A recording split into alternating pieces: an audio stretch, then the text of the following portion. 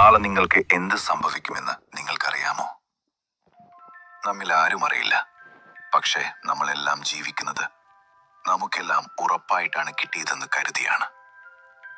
ഖുർആൻ പറയുന്നു, ഓരോ ആത്മാവും മരണം രുചിക്കും. ഇത് നമ്മെ പേടിപ്പിക്കാനല്ല, നമ്മെ ഓർമ്മിപ്പിക്കാനാണ്. കാരണം ജീവിതം താൽക്കാലികമാണ്. ഇന്ന് നമ്മൾ പണം പിന്തുടരുന്നു, പദവി പിന്തുടരുന്നു, ലോകം പിന്തുടരുന്നു. പക്ഷേ ഒരു ദിവസം എല്ലാം ഇവിടെ തന്നെ വിട്ടു പോകേണ്ടി വരും. മുഹമ്മദ് നബി പറഞ്ഞു, ബുദ്ധിമാൻ അവനാണ് മരണത്തിന് ശേഷം വരുന്ന ജീവിതത്തിനായി പ്രവർത്തിക്കുന്നവൻ. അതായത് യഥാർത്ഥ വിജയം ഈ ലോകത്തല്ല, അങ്ങേയറ്റത്തെ ജീവിതത്തിലാണ്. ഇപ്പോൾ നമ്മൾ നമ്മളോട് തന്നെ ചോദിക്കണം, ഞാൻ എന്തിനാണ് ജീവിക്കുന്നത്? ഞാൻ ശരിയായ വഴിയിലാണോ? അള്ളാഹുവിനോട് അടുത്തു പോകുന്നുണ്ടോ? കാരണം സമയം ആരെയും കാത്തു നിൽക്കില്ല. ഇന്നലെ പോയത് തിരിച്ചു വരില്ല.